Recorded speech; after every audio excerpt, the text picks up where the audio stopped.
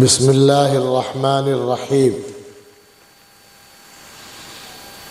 আগামীকাল পূর্ব ঘোষণা অনুযায়ী 28শে নভেম্বর বৃহস্পতিবার বেলা 12টায় ইনশাআল্লাহুল আজিজ রানী রাসমণি এভিনিউ ধর্মতলায় জমিয়তুল উলামা হিন্দের পশ্চিমবঙ্গ রাজ্য কমিটির আহ্বানে সমাবেশ হবে।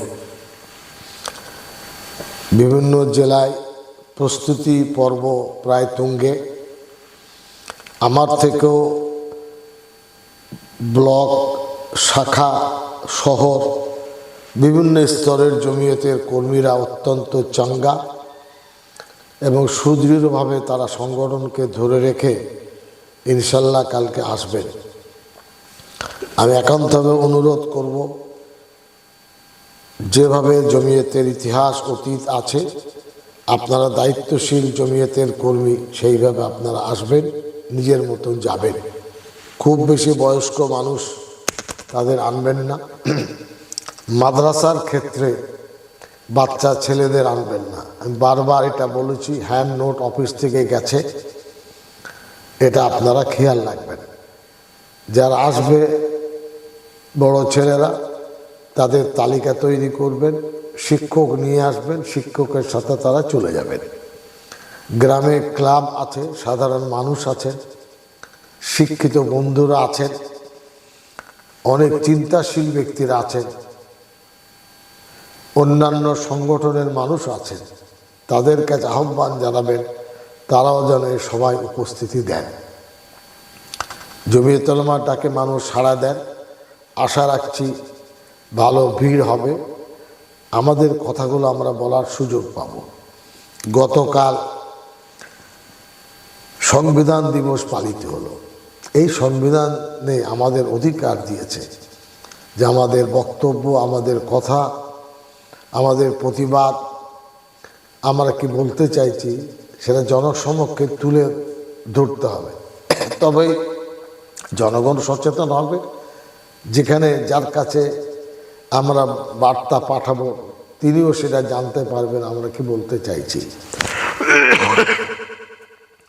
আড়াই ইউনিয়নের প্রস্তুতি উপলক্ষে 15টি জায়গায় আমরা পয়েন্ট ঠিক করেছি, যেখানে জমিয়তের শতবার্ষিকী উপলক্ষে যে জ্যাকেট আমরা তৈরি করেছি, সেই জ্যাকেট এবং কালো সাদা টুপি পরে তারা থাকবেন।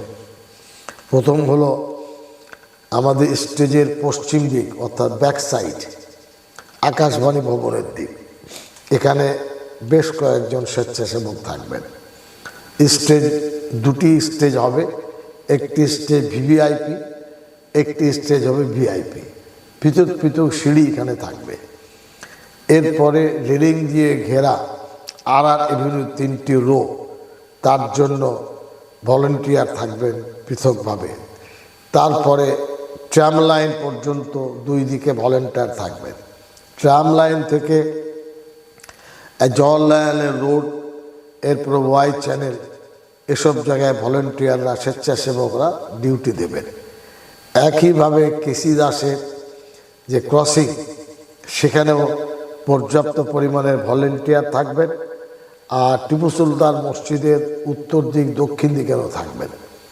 মৌলালিতে ভলেন্টিয়াররা থাকবেন, শিয়ালদায় থাকবেন, রাজাবাজারে থাকবেন, হাওড়ায় থাকবেন এবং ফেরিঘাট এপার ওপার, মানে হাওড়ার দিক বা এদিকে ডালহাউসের দিক, এখানে তারা থাকবেন। একটি চলমান গাড়ি থাকবে, যেখানে কয়েকজন নেতৃস্থানীয় কর্মী থাকবেন, যারা টহল দেবেন যে ঠিকঠাক কাজ আমাদের স্বেচ্ছাসেবকরা করছেন কিনা। যারা ডিউটি দেবেন, মনে রাখবেন, রুগী, ছাত্র বা যারা যেতে চান তাদেরকে ছেড়ে দেবেন। এতে কোনো ঝগড়ার পরিবেশ যেন কেউ না করেন। কলকাতার পুলিশ অনেক সক্রিয়, অনেক দায়িত্বশীল, তারা বরাবর যোগাযোগ করে রেখেছেন। আপনারা আল্লাহর কাছে দোয়া করবেন যে পরওয়ারদিগারে আলম এই সভাকে সুদূর প্রসারী ফলদায়ক হিসাবে আল্লাহ গ্রহণ করেন। জমিয়ত উলামা হিন্দ যে স্লোগান ঠিক করেছে সেই স্লোগান আপনারা মাথায় রাখবেন। আলফাল উত্তেজনাকর কোনো স্লোগান কিন্তু দেবেন না, এটা বেমানান হবে। জমিয়ত উলামা হিন্দ জিন্দাবাদ, পশ্চিমবঙ্গ রাজ্য জমিয়ত উলামা জিন্দাবাদ, ভারতবর্ষ জিন্দাবাদ, জাতীয় সংহতি ঐক্য জিন্দাবাদ, ফিলিস্তিনকে স্বাধীন রাষ্ট্রের স্বীকৃতি দিতে হবে এবং জেরুসালেমকে রাজধানী ঘোষণা করতে হবে।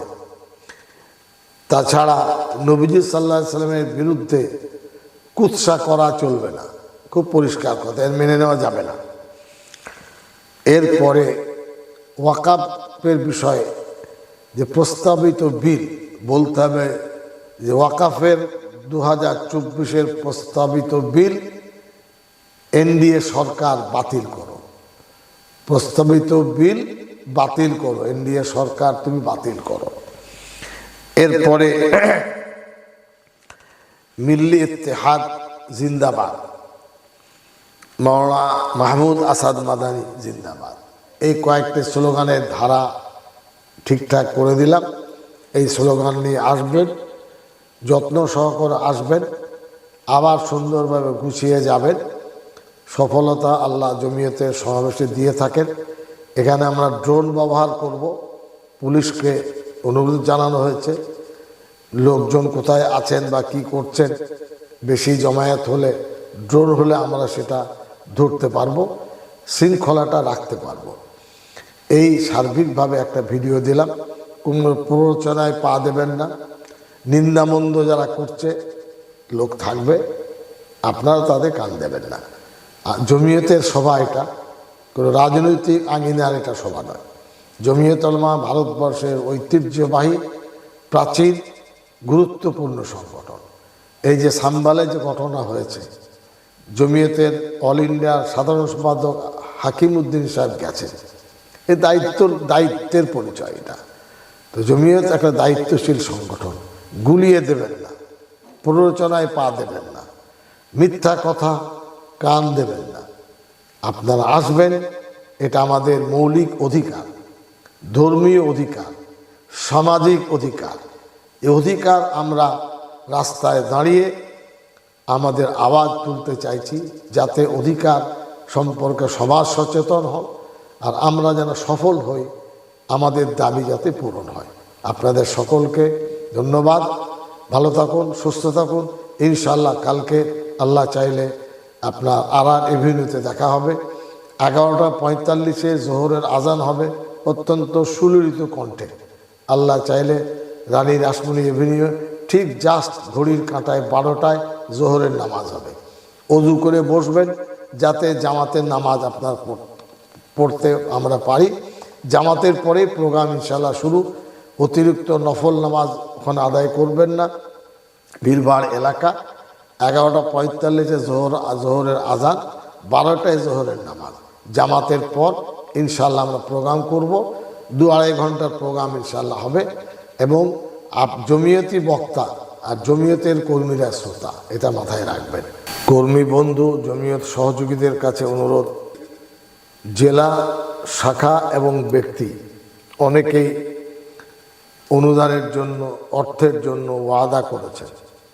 এটা কারোর মেয়ের বিয়ে নয়, কারোর বৌভাত নয়, এটা সমাজের জন্য কাজ, সমাজকে পয়সা দিতে হবে। ওখানে আশেপাশে থাকবে স্টেজের, আপনারা টাকা দিয়ে জমা দিয়ে রসিদ নিয়ে নেবেন। রসিদ নিতে ভুলবেন না, কারণ আমাদের হিসাব নিকাশ অডিট হয়। 1-2 কোটি টাকা আমাদের খরচ হয়ে যায় ভিক্ষা চেয়েছে। আল্লাহর কাছে ভিক্ষা চাইছি, জনগণের কাছে চাইতে আমাদের লজ্জা লাগে না? জনগণের পয়সা তো সবাই নেয়, কে আর নেয় না।